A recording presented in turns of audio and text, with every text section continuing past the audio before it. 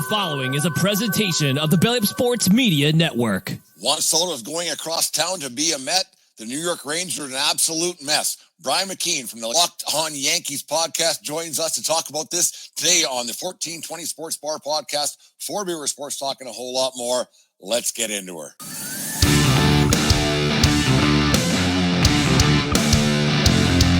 1420 Sports Bar podcast. 4 Beer Sports talking a whole lot more.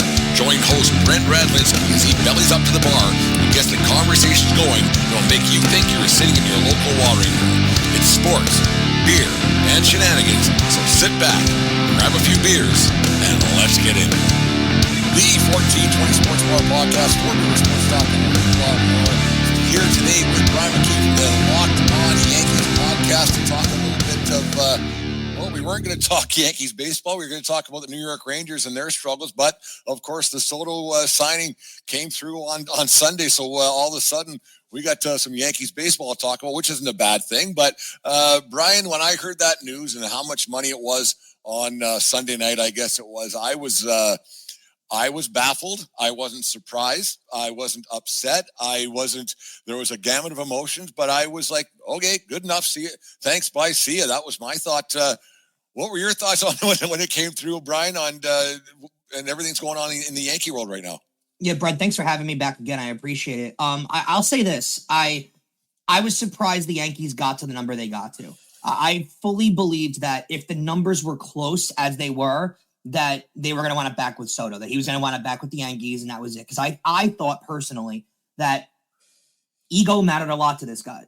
And I thought that, legacy, Monument Park, winning championships with the Yankees, batting behind Aaron Judge, I thought all that mattered to him. I was wrong, definitively. Money matters to him. Contract matters to him. Getting the biggest deal ever matters to him. And that's what he went for. He was going to go to the biggest bidder no matter what.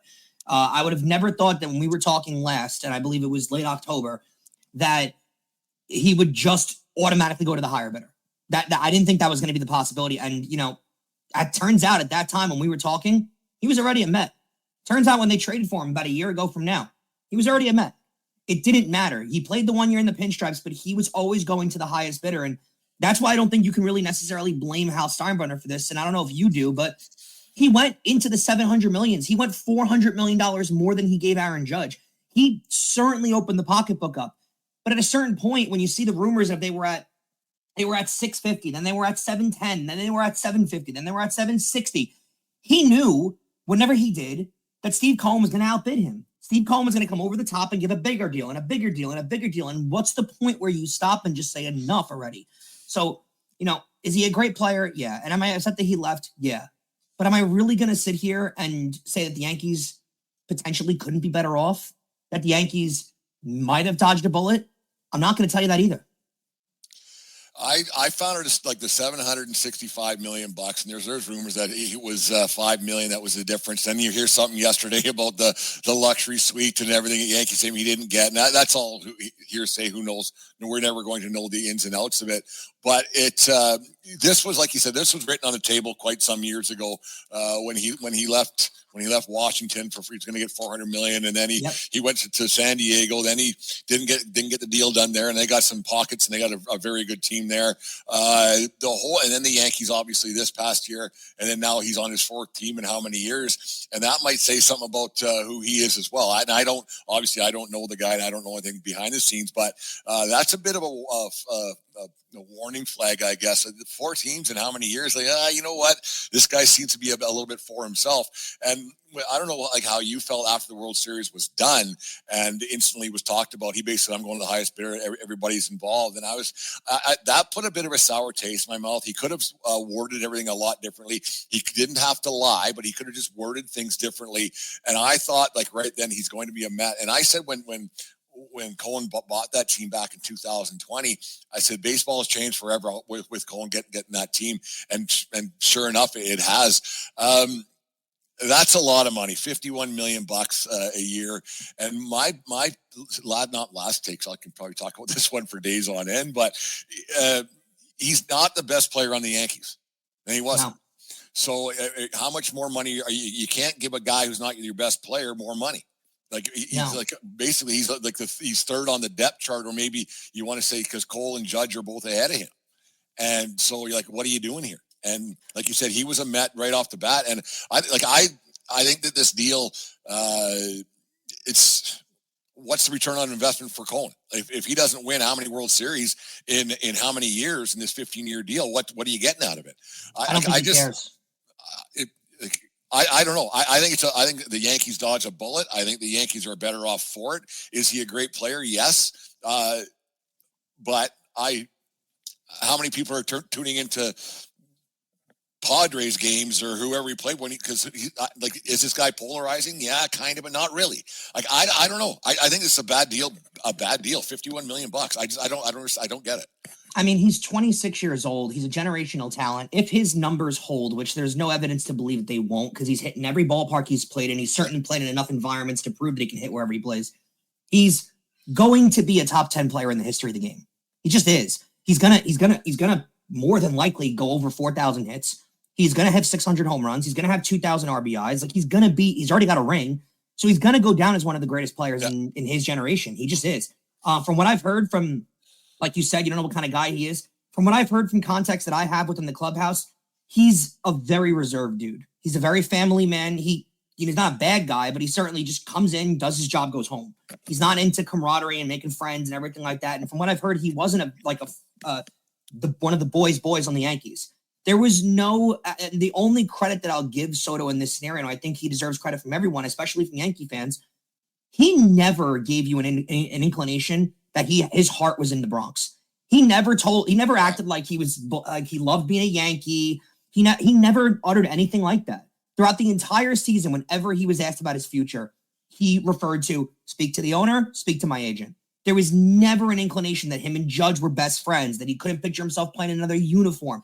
He never gave you an answer like that at all. From the moment he got here, it was business. That's it. And unfortunately, when you get these, super agents like Scott Boras, who gets to these kids when they're 16, 17 years old and they're phenom talents who are coming over to the United States and wind up getting called up to the majors at 18 years old, he instills in their head, you're going to be the highest paid player ever. You're going to break all these records. And that's in Juan Soto's head since he was 16 years old. And that was his determination. He finally became a free agent. His goal was to break all the records. He broke. I mean, you compare this deal to the Ohtani deal. It's not $65 million more than Ohtani's deal. It's like $300 million more than Ohtani's deal. Yeah. Ohtani's money is all deferred. Soto's money is all paid up front. So at a certain point, Brent, I think you'd utter this exact same opinion. So that's going to be an awful DH contract at one point in time. In the next 10 years, he's going to be a $51 million a year DH. Well, and you look at like with the end of the Pujols deal, right? Eventually, these guys get old, and that's just Mother Nature just takes over and Father Time and whatever analogy you want to use. Like, what are we doing here? Like, we can take 6-7 years from now, he's going to be, We could take all these excuses and we could take all these things of, did he want to be a Met? And you've heard all these stories, right? The clubhouse incident that's apparently happened, not giving him a suite, which. Can you blame the Yankees? They haven't given any. Derek Jeter didn't get a suite. So why is Juan Soto going to get one all of a sudden? Like, who is he? So you look at all these different factors that people, apparently he loves the Mets farm system and he loves the future of the Mets. I think all that's a bunch of bull, because I think if the Yankees came around and offered 800 and Cohen was like, you know what, I'm out, then he would have went to the Yankees. He was going to the highest bidder no matter what at any moment. I full-heartedly believe this. If the Colorado Rockies found Jesus and we're going to decide to start opening up their pockets and they offered him $1.5 billion to come sign there, he'd go to the Colorado Rockies. He was going whoever paid him the most amount of money. That's it. It didn't matter to him. None of it mattered to him. So is this great for baseball? No. I'll question you with this, though. When is the next player coming along that's going to get a contract like this? I don't see him. All the great talent that's young right now, the Rafael Devers of the world, the Bobby Witt Juniors of the world, those guys are all locked up into long-term deals. So I don't know when the next big deal like this is coming along. So I don't know if it hurts baseball that much other than hurting the Mets. And I will say this and caution everybody with this, because of all the Mets fans that are out there, specifically in my social media comments, I'm sure you're hearing about it and stuff. The people that are out there saying, he just wanted to be a Met. Bull. He didn't care about being a Met. He cared about getting the highest deal and the highest offer. That is it. This is not an Artemi Panarin situation. This is not a Jalen Brunson situation. This is not an Aaron Judge situation. because Aaron Judge could have got 415 from the San Diego Padres. He could have got 400 from the San Francisco Giants. Artemi Panarin could have got more from the New York Islanders. Jalen Brunson certainly could have got more from any other team in the league. All of them took discounts to play with the team they are currently on. Juan Soto wasn't doing that. Yeah, I've heard a lot of people like Yankee fans were kind of duped to believe that because he's the big smile and out the bleacher creatures out in right field and on it goes, and it was likened to dating a stripper. Like, oh yeah, they like you now, and then it just kind of goes away, right? Like, and then someone else comes by with a bigger truck and whiter sunglasses, and then the stripper's dating somebody else, and so you could kind of compare Juan Soto. It's a perfect analogy. It's the dirty girlfriend. It's the bad girlfriend. That's what it is. It's, she loves you now, and you've got a nice car and nice glasses and everything like that, and she loves everything that you've got. And then all of a sudden, but you know what? This is what the bad girlfriend did this time, and give her credit. Don't be mad at the girl if on your first date she said, listen, the second a better person comes along with a nicer truck and a bigger wallet and a nicer house, I'm leaving for them. This girl told you that the whole time. She was honest with you the entire time. So don't be upset when she walked out the door for more, because that's what she did. I mean, she left, she got more. She told you she was going to do that the entire time. Is it upsetting? Is it devastating? Yeah, but sometimes life kicks you in the whats. Right in the pills. Yeah, no, I don't think it's bad. The Yankees can too, and I'm glad it's done. And that's but I'm glad it's done because now the Yankees can focus on some other things. And okay, we have this much money because they might have missed out on Snell. I don't know if they were going to be on the Snell thing, but they might have missed out on some other deals because they were waiting on $50 million. And yeah, I completely agree. Jeff Passan, who is just a gem of a guy, but he's reported a bunch that this might be the best deal Yankees never signed, because that now they're going to have all these funds to allocate in different places and really upgrade their roster. And how much of that room would have been available if they just kept Juan Soto? Probably not a lot. Not a lot. It's crazy. There's a lot of teams that thought they were in on it, but like you said, he was going to be a Met no matter what, and Cohen was going for it. I kind of feel bad for Blue. Like, we'll get off this, but I feel bad for Blue Jays fan. That's 2 years in a row they've had over $1.5 billion, and they've offered out there, and neither guy bit. And so Blue Jay fans, they got to start thinking, well, they better lock up Vladdy right away here because he's a homegrown talent, and all of a sudden, like $1.5 billion been offered. They better give our hometown guy a little bit of money. What's your thoughts on that? They're going to have to. They have no option. It's kind of sad because they went after Ohtani and they went after Soto. I don't know if it's a Canada thing, because there were reports out that Soto had no desire to play in Canada. So I don't know if it's a that thing. You guys, up, right? Yeah, it did. No, that's what the last 2 years, the Blue Jays have been used as kind of a pawn to get the other teams to bring their bid up. They certainly, that rumor that came out that Ohtani was flying into Toronto with his dog. That was, everyone did. And you know what? That made the Dodgers say, we'll give you more. So it worked, and it worked with the Soto stuff too. Apparently the Blue Jays were one of the top bidders. Apparently they offered a boatload of money. He had never had a desire to play there, which is crazy. It is crazy, that kind of money. Somebody, and like, you can't blame the guy. Someone offered, you take it. Everybody would. Every single person on God's green earth takes that. That's the thing. We don't be upset. Yeah, I seen the Yankee fans all mad and everything else, and it just he was going. Yeah, well, think about it in your profession. Think about it in my profession. Whatever we do for a living, like, we'll all say it out loud. If insert different sports company here offered us, this crazy amount of money, we'd all take it and leave. Everyone goes to the highest bidder. That's how the world works. Everyone wants to make the most money for themselves so they can treat their wife, their kids, their family the best they possibly could. So, yes, is it monopoly money? Sure. But can I blame the guy for taking the most? Not really. No, it's how things are. Let's transition over to the New York Rangers a little bit. Things are not so good at Madison Square Garden. In fact, last night they got booed off the ice, losing to the lowly Chicago Blackhawks. That team's an awful mess. You wonder what's going to happen with the Bedard thing, but we'll get into that maybe another show down the road. But the Chris Drury made the deal last week. Get rid of your captain, but it hasn't improved things yet. Obviously, trading your captain to camp, some things can't be good. Let's start there, Brian. They get rid of Jacob Trouba, got shipped to the Ducks last week for a draft pick and a body. What went wrong with Trouba this year? And it was just one of those things. Maybe it's just time to move on to different pastures. He was a declining player. I mean, let's call a spade a spade. He was a very physical presence on the ice, which is a good thing. But Brett, you know it more than I do. I'm sure any Leafs fans, Oilers fans, Flames fans, anyone that's listening to your show right now can tell you the same thing. You don't need a physical presence for $8 million a year. You need a physical presence on the ice, but you can get a physical presence on the ice for $1 million a year. You don't need it for $8 million. And that's what Trouba was being paid. And when he came away from Winnipeg, he was worth that contract. Right now, he's not. And I know he tried to exercise his no trade clause. He didn't want to leave because his wife was home. That's all good and well. But I'll be honest with you. I applauded the way the Rangers handled the situation at the end of it. And the way Drury said, listen, we're done. Either take the trade or we're placing you on waivers. No one's going to claim you because you're making $8 million a year and you're going to play the rest of your career in Hartford. Just take the trade or no.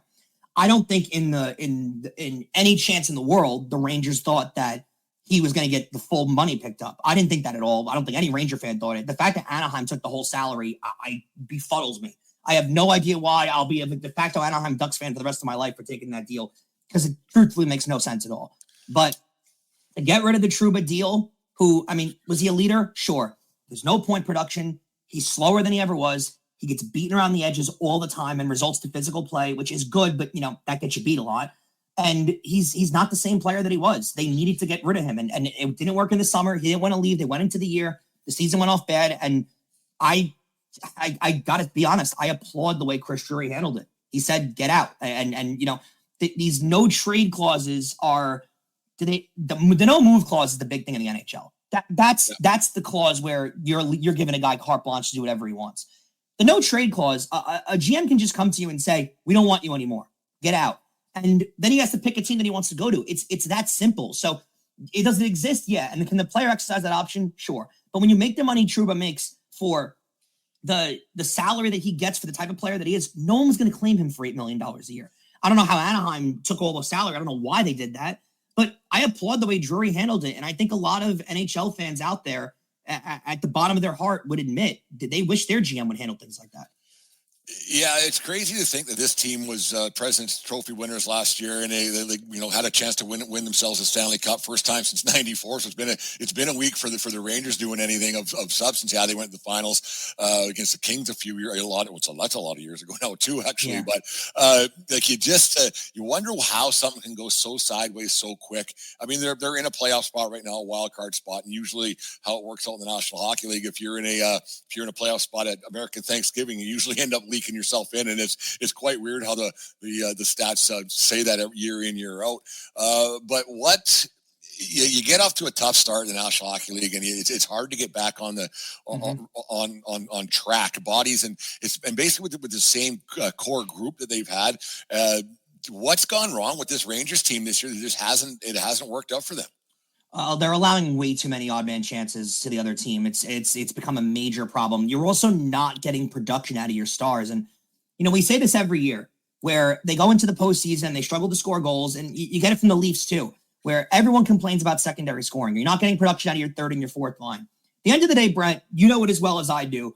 If you're not going to get production out of your star players in playoff games, you're not going to win a cup. It's just it.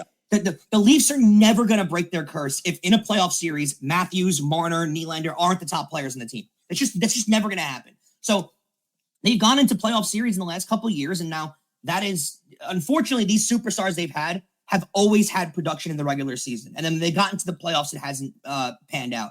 Well, now it's not panning out in the regular season. Now they're not scoring in the regular season. Mika Zibanejad has been awful. His head's not in the game. He's not there to play every night, and it's become a problem for a top-line center. And a guy that has top-line center capability, he's not performing like it. Chris Kreider has 11 goals and 11 points all year. Not a single assist as a top-line winger. That can't happen. So you look at all these things. Yeah, is Panarin playing like an MVP player once again? Yeah. Is Lafreniere developing wonderfully? Yeah. But you're not getting the same production out of Vincent Trocheck. You're not getting the same production. Riley Smith they brought in has done nothing.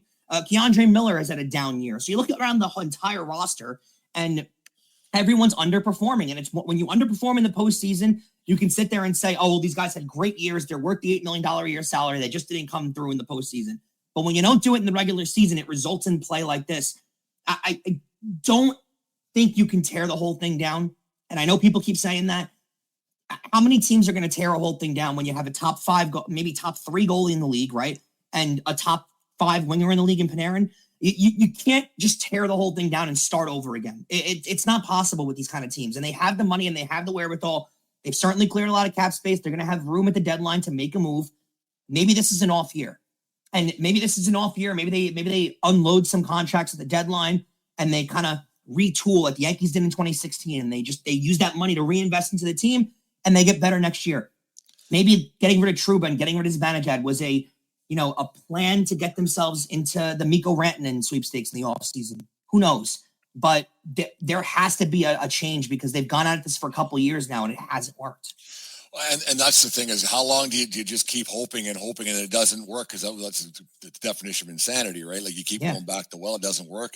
And you have these pieces and then you go out and you make you give your goalie the richest deal in NHL history for a goaltender. And so like you said, you can't just say, well, here's $11 million for a guy standing between the pipes. And then, but you know what, the rest of the team, we're just going to break it down and then we'll figure it out in 2 to 3 years. You have to take advantage of those guys that you have right now because you just gave Lafreniere his second deal at how much money. And so you can't just say, well, you know what, we tried, but it didn't work. And eventually you do got to put it on the players' heads a lot. And I think that happens a lot more in the NHL than it does in other leagues because the salary cap and how you got to make it work and just firing the coach. I mean, Boston did it and they've got marginally better, but it's maybe sometimes it just doesn't work like you said. And you just start hoping that you can put 5 or 6 games together.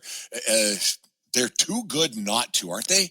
That's the thing. And that's why I leave the game last night with the Blackhawks game and think, that's the performance that's unacceptable. That's the one that warrants the booing because scoring 1 goal against that team that is, I mean, let's face it, that team's awful. That Blackhawks team is horrendous. They don't play well. Bedard's underperforming.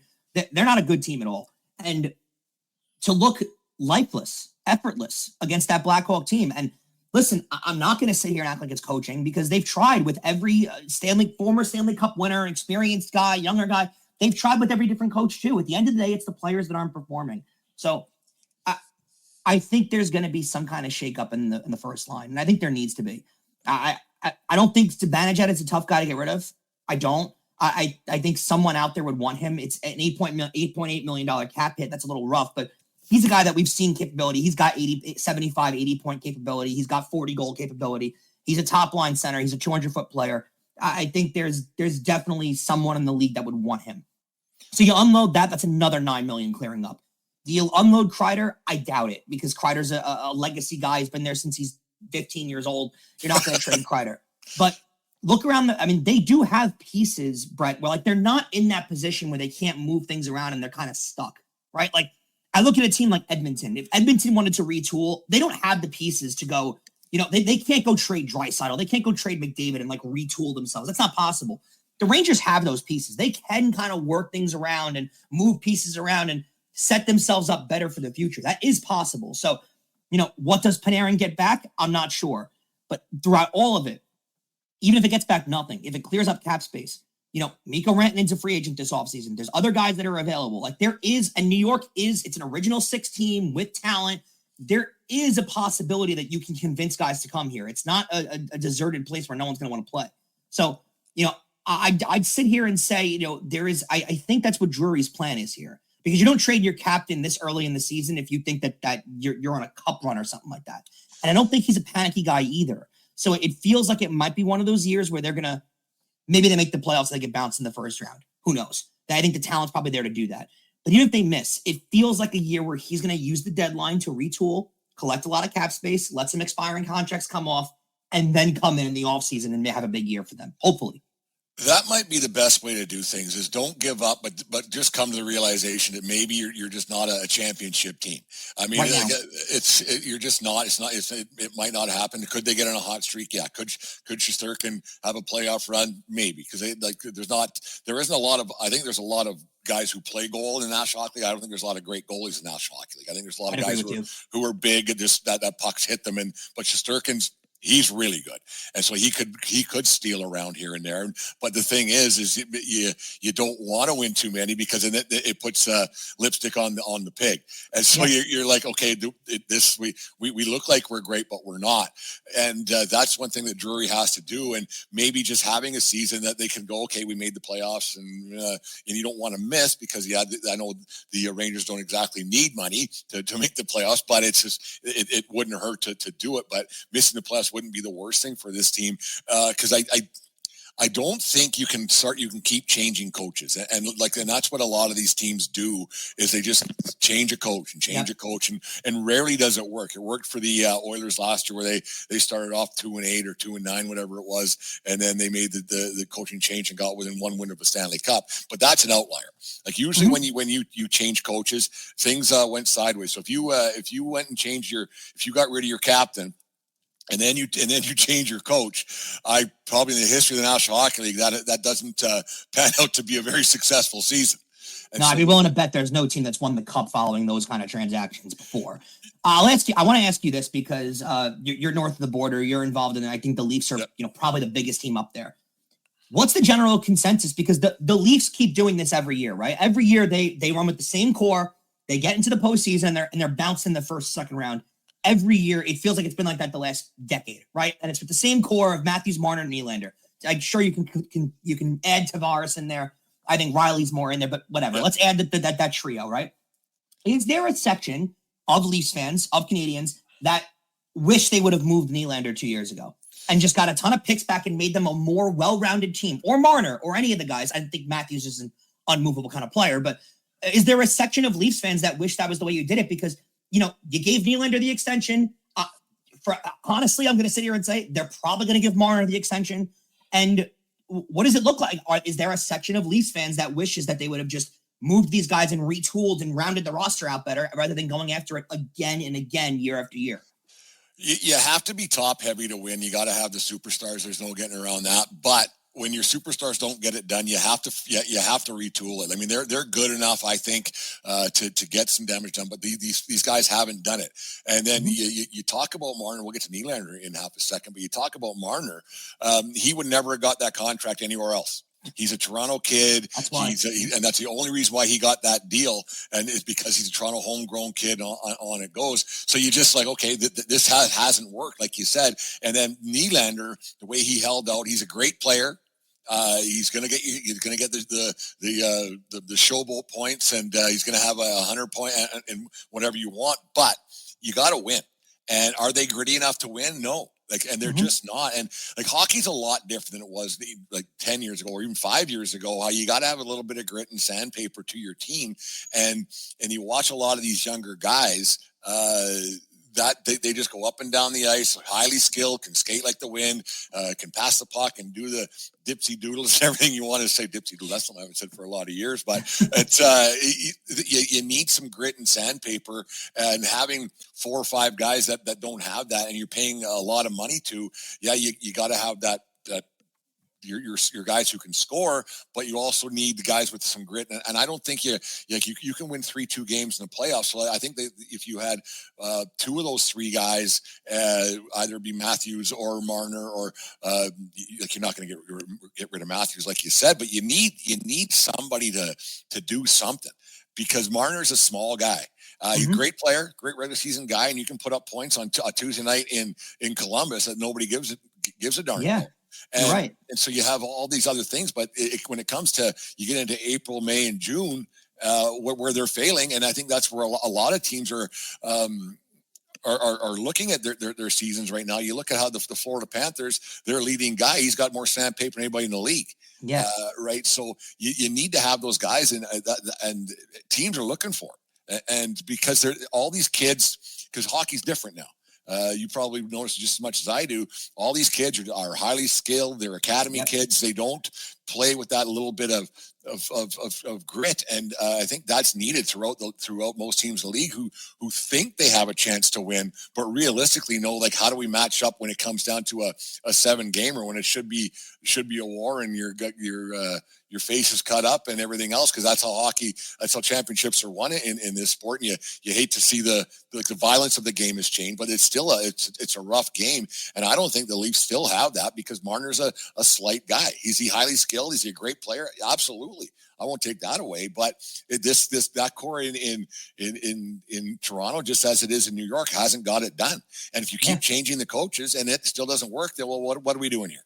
And the Marner thing is fascinating too, because I don't think they trade him. I don't think they get away with trading him. I think that the uproar would be too big. But you're right. You're talking local kid. I think he's from the London area, but local kid who went to high school in the area, went up playing for the London Knights, gets drafted high in the draft by the Leafs. Like, he's a beloved kid. And does that have to do with him getting that contract? Sure. But now the Leafs are stuck in a spot, right? Because they give him that big time deal. And I'm sure if they expressed wanting to move him at the deadline this year, they'd get a fortune back for him. Because is it a 1 year rental at this point? Yeah. But for a team that's contending, any team would take a shot at him. I'm not out arguing that. But can they even get away with doing that at this point? Is it too late? Like, they've got themselves stuck in this hole where it feels like they're going to play it out the rest of the year, probably losing the second round to Florida. And then what do? Well, do you bring Marner back for he signed for $8 million last time? What's he going to want this time, Brian? He's going to want 10, 11 probably. I mean, that's probably what he's going to want. And are the Leafs going to let him walk? Are they going to get nothing for him and let him walk out the door? Are they going to give him $11 million and put themselves back in the same pinhole they've been in for the last decade? I don't know. And that's what I think, to your original point, that's what I think the Rangers can try to avoid at this moment right now. Like, you locked up Lafreniere, sure, but you got guys like Will Cooley, who everyone thinks really highly of and is playing really well to start the year. Do you move a player like that? Do you try and get rid of his advantage before he ages up to the point where you can't get rid of him? There's a lot of room with the Rangers that I think the difference is the Leafs have pinned themselves in this position where they can't do a lot, and the Rangers kind of can. So I think you kind of got to look around the league and take advantage of a situation that, thank God you're not in that Leafs situation, and thank God you're in your own, where you can kind of retool here and make yourself better for next year and for the future of Igor and Panarin's contract. Yeah, because you could, if you let the inmates run the asylum, and I think that's what happened in Toronto, is that they said you're signing me or you have to sign me. And that's just it. There was never any doubt that Nylander was going to get his money and that Marner was going to get his money, and being semi-successful. Well, you didn't win. Like, so what do you factor in success, especially in Toronto, where the place is sold out no matter what? Same with the Rangers, the place is sold out no matter what. So what success if you don't win is a successful season? Well, no, they're still profiting. They're still profiting every year. Doesn't matter, So it doesn't matter. So these players know that if we can win around, hey, that's great. That's a success. But is it? So what do you measure success at? And the Rangers might be actually, like you mentioned there, Brian, is that the Rangers might be in a better spot right now because they're not expected to win. Right. And so they can make some deals and say, okay, let's get rid of this and retool a little bit. It's just, but the Leafs can't. They can't go out and do that. And there's a number of teams like Edmonton's. They're in a spot right now where they have Draisaitl on the cheap for this year, but then his deal kicks in next year. And what do they do? Because now you got McDavid, he's doing like 2-3 years. Well, what are you going to give him? Yeah. So what's he going to get? He's got to be. He's probably underpaid as it is right now. He's probably the best to ever play the game. Not the greatest, the best to ever play the game. But so you think he's underpaid? Like $20 million in hockey, it'll never get to that. But like, he's underpaid. And what the heck's going on? Like, so you can't give him any more because because with the cap, you can't just keep money. You just can't. So your window to win in hockey is so small because of the cap. Actually, we'll get to that. Do you like the salary cap? Because being out in New York where money can just roll out, they wanted to have like they used to back in the Glenn Sather days. This was always funny with Sather. I remember when he was with the Oilers, he would say that if I had the payroll capability of the New York Rangers, I'd have lost Stanley Cups. He didn't do a damn thing when he went over there, right? Like, he was kind of successful, but do you like the cap? Do you not like the cap? Because I was on some other guys' shows and they said hockey's the best. I said, well, it is, but it's not, because it constrains some teams that, like, if you have a superstar, then what? Right. So what's your thoughts on the cap? Do you like it? It creates more strategy for sure. I mean, you have to build an actual team. You can't just, sign every great player. Let's be real. If there wasn't a cap in the NHL, you'd see the same teams pretty much every year competing in the postseason. You'd have the problem baseball has right now. You would, because if there wasn't a cap, the Montreal Canadiens would never have a bad season, ever. They would sign any player they imaginably could. The Toronto Maple Leafs would never have a bad season. They wouldn't. The New York Rangers, like, if there wasn't a cap, Brent, there would 1,000% be a $20 million a year player at this point. I mean, think about it. When McDavid becomes available, I think it's in 2 years. And I mean, we could definitely talk for an hour about what McDavid will get one day, but I mean, likely he's going to get $15 million a year. He is. He might get more, but we'll see. I think he's going to get $15 million. He's going to surpass Draisaitl, that's for sure. So If McDavid was available to the rest of the league and you allowed teams to start bidding and there was no cap, what would the number get to? Like, did you ever in your wildest dreams think a player would sign a $50 million a year deal? No. Look at the NBA. Did you ever think a guy would sign for $63 million a year? You never thought that was possible. So I don't know. If McDavid was available, what would the Maple Leafs offer him? What would the Rangers offer him? What would, insert team name here. These teams in big markets, what would they offer? What would Montreal offer him? These teams that print money yearly, like Montreal prints money. Their stadium is packed every single year, and they're not going to surpass 80 points this year. And they've got talent there. They've got young talent, but, a goaltender walks out on you, and you're stuck financially where you can't really do much, and it creates more of a strategic sense. So I do like the salary cap. I think it does belong in sports. I kind of sometimes wish there were more penalties in baseball, even though my team's one of the ones that spends a lot. But baseball's tried with the shared revenue. They tried to make it fair, but you got a lot of greedy owners who baseball is their moneymaker, and they just collected the shared revenue instead of splitting it. So, I don't know what the perfect method is. I think, football kind of has a really good method where they have a soft cap where you can kind of like maneuver and go over. The NBA kind of has that too, where you can go over it. You're going to pay penalties for doing it, but you can go over it. The NHL's hard cap makes it kind of impossible to ever go over it, improve a team. It makes it all about strategy.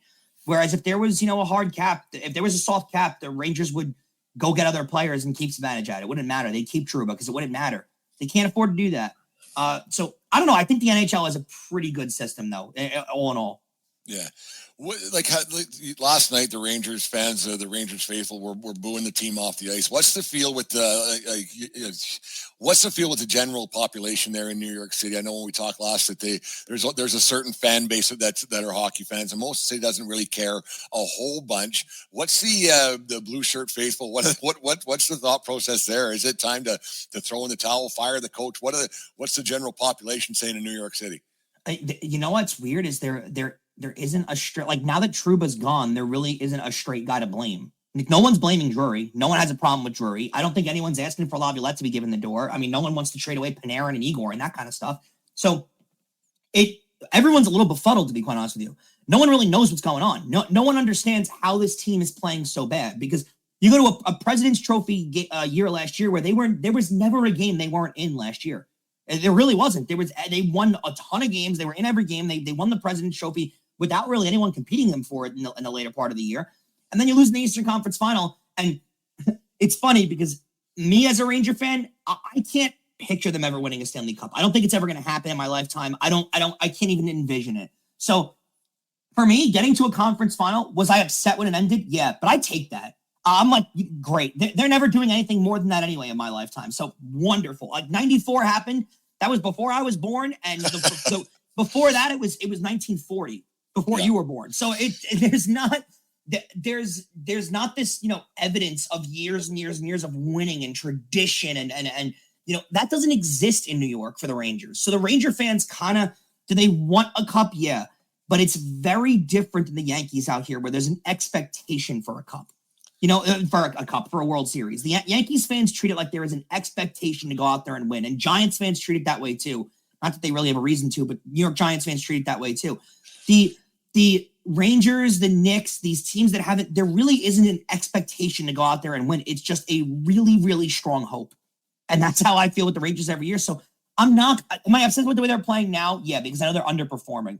But am I going to sit there and tell you that this is unacceptable? This needs to be, no, because the history as a Ranger fan, if you're in it every year, wonderful. That's all I expect out of them. So I'm not going to sit here and tell you they neither should a Leafs fan, to be honest with you. A Leafs fan shouldn't sit there and have this expectation for Stanley Cups. Because when's the last time they were rattling off cups all the time? 1967 is a long time. Let's even once again before I was born. So yeah, it's crazy.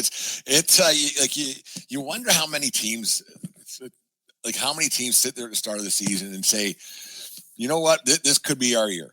If an honest thought, okay, make the playoffs, whatever. I'd bet you out of 30 whatever teams, I would bet you 5, 6. That's a really good question.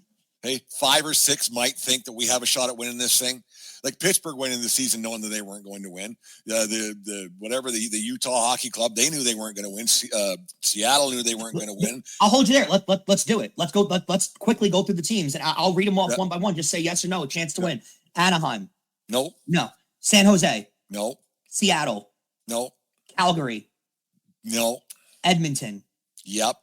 Okay. Vancouver. No. LA. No. Vegas. Yep. That's 2 so far. Nashville. Nah, kind of a host, but realistically, no. Chicago. No. St. Louis. No. Utah. No. Colorado. Yes. Dallas. Yes. Winnipeg. Yes. Okay. Minnesota. No. And Okay, they're having a that's good 5 season. That's 5 teams in the Western Conference alone, Yeah. right? Columbus. No. Pittsburgh. No. Philly. No. Islanders. No. Rangers. Yes, they probably thought so. Carolina. Yeah, ish. Okay. Devils. No. Washington. No. Montreal. No. Buffalo. No. Detroit. No. Ottawa. No. Tampa. No. They're on the downhill slope. Boston. Yeah. Toronto. Yeah. Well, Florida. yeah. So, Okay, that's 10 teams. That's a third of the league. So that's not a good you compare that to the National Football League, which has done the perfect method because the National Football League, I think it's 2/3 of the league that comes with the year thinking, all right, you get into the playoffs, there's a chance here. Yeah. That hockey doesn't have that. You got a third of the league that legitimately thinks they have a chance to make a run. And those teams even know there's flaws all over the ice with these teams. A lot has to go right. Exactly. So you look at that and the NHL has it better than the NBA because the NBA, I mean, there's teams that get in. They know how many teams in the NBA have a realistic shot. 5, 4, maybe. So, and baseball is the same way. There's 3 or 4 teams with a legitimate chance in Major League Baseball to win every year, and that might be being generous. So, I think football has the best method, and I think hockey might have the next best one because hockey still is the sport where the St. Louis Blues were the last place team in the league at the new year, and they won the cup. So that can happen. There is that thought process of, hey, you just get in, you never know. That does exist in the NHL. So I'm not going to take that away from teams. But I don't think a good method is a third of the league thinking they have a chance to win. And that's what we just counted off. And that's sad.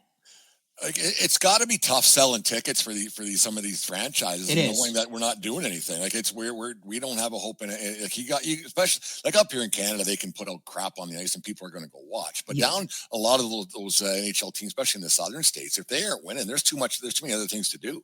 And I just got back from Columbus. I was in Indianapolis for like a sports trip, and we went to the Ohio State game, and that night the Columbus Blue Jackets were playing. And it was a Blue Jackets Hurricanes game. So the most innocuous matchup you could possibly predict it in the NHL. Yep. There was no one there, Brett. And you're talking early on in the year. And they've got an exciting, fun team. And your hard-nosed Jackets fans are in the building. But your casual guy on a Saturday night, they ain't sniffing going to Columbus Blue Jackets game. It's sad, but it's the truth. They'll go to a Buckeyes inter squad game or whatever before they're going to hit. Like it's a tough sell, and like hockey does have that problem. And I've always thought like they're talking expansion all the time again. And I've always thought that there's too many teams personally. If they could get, because there's just not that many high end, like there's a lot of really skilled players, but there's not enough NHL guys. And I think that the NHL, when they went to expansion, I think they made some mistakes because there's just not enough talent. Like there's enough players. There's lots of players that you can fill rosters up with. But I think the National Hockey League, one of their biggest things is that the games aren't entertaining enough. And that's comes as a hockey fan where they're good and the skill level's good, but like you don't, the game has changed. I'm glad that it has. You don't have those stage fights and everything because, the injuries, and we could talk about that another day, but it's, the game's not great, and then you're trying to sell it at like the tickets aren't cheap up here. It's not where I am either. Not where you are either. So hockey's got a problem on that end where you're like, holy cow, like we don't have a hope in heck of winning. So why am I going? Because not very often do people pay money to watch their team lose. Yeah, like, and I've gotten very into in the last year or two is European soccer, and I've gotten very into their model and the way that they run things. And there's 20 teams at the top level in European soccer. And it's made the competition level so high where there's talented players playing in lower divisions that aren't making it up to the Premier League because they don't have that element to their game. They don't have a certain physicality to their game. And that doesn't exist in the NHL. Doesn't. And that's why I think the NHL gets really good once you dwindle it down to the final 16 teams, then it starts to get really, really good. And the playoffs are really fun to watch. Yeah. But, in the regular season, you've got, I mean, they're not going to change the 82 games thing. They're not, but you're right. The 82 games and the marathon of the season, there's never going to be time to just, you're going to have those Columbus Blue Jackets, Winnipeg Jets games on a Wednesday night where there's going to be 8,000 people there because there's too much to do out there. And there's too much to consume out there. There's too much to watch on your own television from your comfort of your home where, like you said, Scotiabank's full every night. The Bell Center's full every night. The Garden's full every night. But you want to go 10 miles down the road to the Islanders arena, and they got a beautiful, brand new $1 billion stadium, and it's gorgeous. But Brent, you can get into an Islanders game, unless they're playing the Rangers, you can get into an Islanders game any night for $12. Any night. And the stadium's half empty. You want to sit in a gorgeous seat at the Islanders arena, you can sit on the glass for $120 on a Tuesday night against the Sharks. And it's sad, but it's the truth. It doesn't. And that's you're talking Long Island, New York. You're talking with high income, high population. There's a lot of Islander fans out there. It's empty. The Devils are a great team, and they're New Jersey's team. That stadium's half empty every night. So and you have a chance for $8 to go see Jack Hughes play on any given night. It's crazy. And that doesn't exist for the Leafs, and it doesn't exist for the Habs. It certainly doesn't exist for the Rangers because I can't get into a Ranger game for under $180 a night. So that does exist, and I'm sure there's a few other teams that I'm forgetting out there that it's costs a fortune. Vegas is a lot of money to get into every night. Yeah. I'm sure Edmonton costs a fortune to get into. But when you look at the overall landscape of things, an overwhelming majority of the league is very cheap. I'm going out to Tampa in a few weeks to see the Rangers play the Lightning, and the tickets are $50. Which is what a ticket should cost, but that's not what most of the NHL costs. So it's crazy to look at it and see there's plenty of teams in the league that you can get into the building for under $20. Is it great for us as fans? Sure. But is it a problem for the league? Yeah, it really is. Because you only have so many revenue streams that you can pick from, and the NHL is not the NFL by any means. It's not baseball by any means, right? And it's crazy to think that you have that.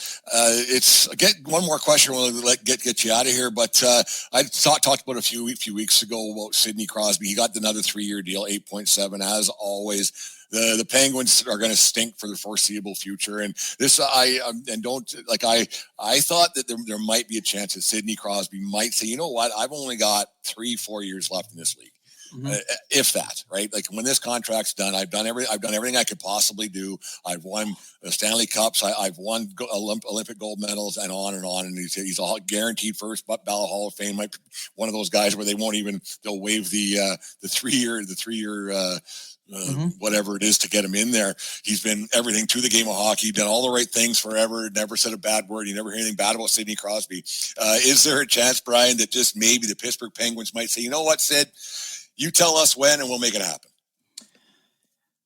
I don't think so. And as a hockey fan, I root for it. I would love to see Sidney Crosby go to the Avalanche and play the final years of his career trying to go after a cup. Or, I believe he grew up a Habs fan. I'm not 100%, but insert team name here where you can go win. I would love to see that happen. And that's coming from a Ranger fan. I got plenty of reasons to hate Sidney Crosby, but I think he wants to finish his career in Pittsburgh. It does feel that way. He's a lifelong Penguin. I think he wants to go down like Lemieux and finish his career.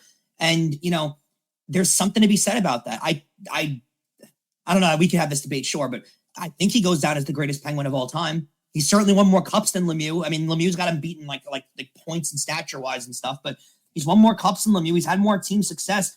I mean, there was a 20-year stretch where the Penguins were good every year because of Sidney Crosby, every single year. And you're right. He won the gold medals. He's got 3 cups. He's got 1,000 points, played in 1,000 games. Like there's not much that he's really left to accomplish.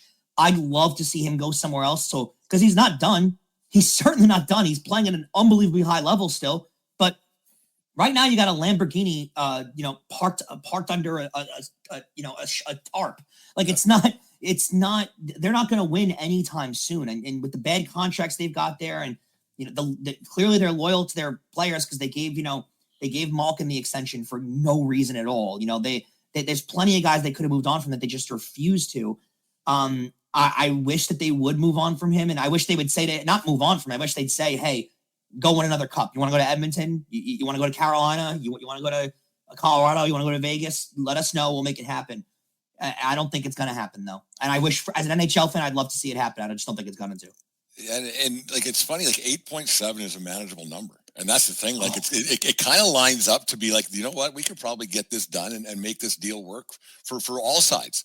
And because it's funny, it's like he took that hometown discount over and like throughout his career to win. And I think that's pretty admirable too. Like, it's like, well, I'd rather, because if I make 10 million or 50 or 11 million or 8.7, I'll be okay. I got endorsements. I'll be fine. He's got a beautiful mansion in Nova Scotia. He's doing fine. I'll make $8.7 million a year work somehow. I don't know how, but I'll do it. Like, it's just, and it's worked for him. And you just, like, as a hockey fan, you'd like to see him get another shot at winning one, because he's been such a good ambassador to the game of hockey. And you think, geez, this wouldn't be the worst idea ever. But sometimes loyalty, you stick around for the. You know what though? You can guarantee this, because of the way Pittsburgh is. He's going to play his ass off in the Nations Cup, and he's going to play his ass off in the Olympics next year. You're going to see a really, really good Sidney Crosby performance. I'm looking forward to that. We got to definitely do a spot at that point when the Nations Cup comes around, because that's going to be a lot of fun. I think it's going to be a lot of fun. It's going to be highly skilled. It's going to be, and best on best hasn't happened for quite a long time because of the bargaining agreement in the Olympics, and they couldn't get the deal done. So it's going to be a different tournament for sure. So the rosters are the U.S. and the Canadian roster are just absurd how good both of them are. There's a lot of skill that's going to be on that ice. It's going to be very fun to watch. Brian, this is a lot of fun as always. We'll have to get you on again, like with Four Nations Cup and the Yankees. We'll tell everybody what you got going on, and I think we're on the agreement with the agreements with the Soto deal. Yeah, no, we definitely are. You can catch me every single day for a half hour on Locked On Yankees. We're on all your podcasting platforms, Amazon TV, YouTube TV. It's all over, everywhere you could imagine. And yeah, you can find me on social media _ Brian McKeon. I'm still on Twitter, or X, I guess as we call it now. I'm on Instagram with that number too. And yeah, catch some shows doing really well. We're really excited. We're getting into the nitty gritty of the off season. But we're on pretty much 360. Well, we're off on weekends, but we're on 3, whatever it is, if you don't count the weekends. Yeah. So we're on the entire year, and we're going to start having an interview series running actually on Locked On Yankees, where we're going to have guests on around Yankee universe. So we're going to have Emmanuel Barbari and Michael Kay is going to come on, and all these different guys that we're going to have doing interviews with us too. So if you're a Yankee fan, you'll be very interested in that. And yeah, that's where I'm at. I quite love listening to that show and watching that show whenever I can get my eyeballs on it. It's a lot of fun. So, yeah, it's been a whirlwind. Like you said, he was going to be a Met no matter what. So I don't know why we invested so much time into. I guess there was this champagne wish, caviar dreams that he wasn't, but it was good. Don't be sad. She was always leaving. She was always leaving. Yeah, my truck isn't big enough for white sunglasses anymore. It's funny. Brian, thank you very much for joining us in the 1420 Sports Bar podcast. We will talk to you again in probably the new year. Appreciate it, Brett. Merry Christmas. You too.